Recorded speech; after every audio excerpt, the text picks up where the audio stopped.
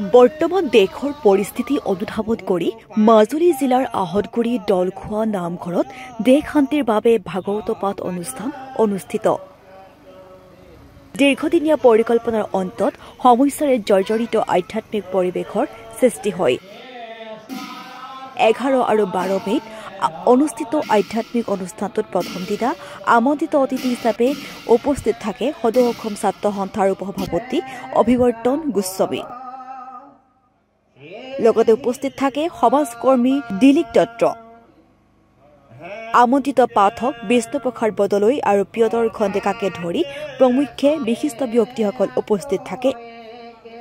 হয়, আমি দুদিনীয়া কাৰ্যসূচীৰে ভাগৱত পাঠ উদযাপন কৰিছিলোঁ। তাত এতিয়া ৰাইজৰ সহযোগিতা ভালেই পাইছোঁ। আমি সকলোৱে সহায় সহযোগ কৰিছে। আজি আমি আমন্ত্ৰণ কৰি অনা হৈছিলে সদৌ অসম ছাত্ৰ সন্থাৰ উপসভাপতি অভিৱৰ্তন গোস্বামী ডাঙৰীয়া।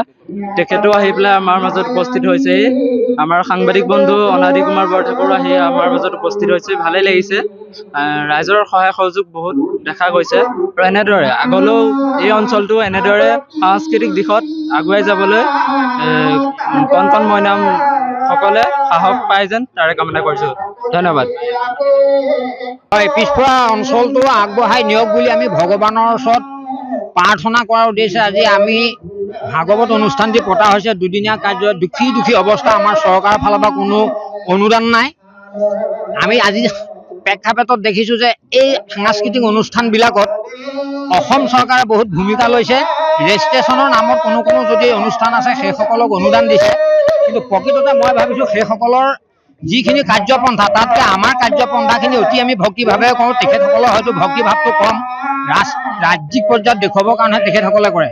কিন্তু আমি একাত্মকভাৱে ঈশ্বৰৰ ওচৰত আমি প্ৰাৰ্থনা কৰিছোঁ। অকল আমাৰ কাৰণে নহয়, সমগ্ৰ অসমৰ কাৰণে নহয়, সমগ্ৰ ভাৰতবৰ্ষৰ কাৰণে জাতি বৰ্ণ নিৰ্বিশেষে সকলো জাতিকে আমি সমানভাৱে এই বিশ্বত চলিবৰ কাৰণে আমি প্ৰাৰ্থনা কৰি আজি অখণ্ড ভাগৱত হিচাপে আমি আজি পাঠ কৰাৰ সিদ্ধান্ত লৈ হয়, বৰ্তমান দেশত যি পৰিস্থিতি আছিলে সেই পৰিস্থিতি যদিও আমাৰ ভাৰতবৰ্ষৰ জয় হৈছে, তথাপি আমি নিজক গৌৰৱ কৰিলে আমি আত্মগৌৰৱ কৰিব পাৰোঁ, কিন্তু আনক অন্যায় কৰি গৌৰৱ নকৰোঁ। মই এটা কথাত বেছি ভাল পাইছোঁ, আমাৰ ভাৰতবৰ্ষৰ ৰাজনৈতিক দিশটো, প্ৰশাসনিক দিশটো খুব সুস্থৰূপে চলিছে, যাক অন্যায় কৰা নাই।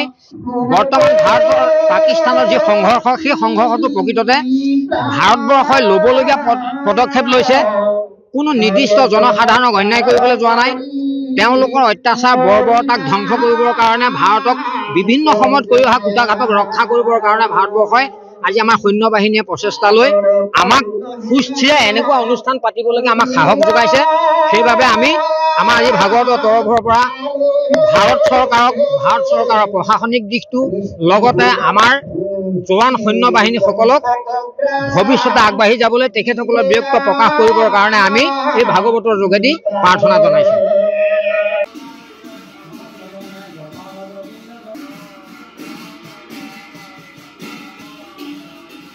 দেৰগাঁৱৰ পৰা দিব্যজ্যোতি কাকতিৰ ৰিপৰ্ট, DB নিউজ।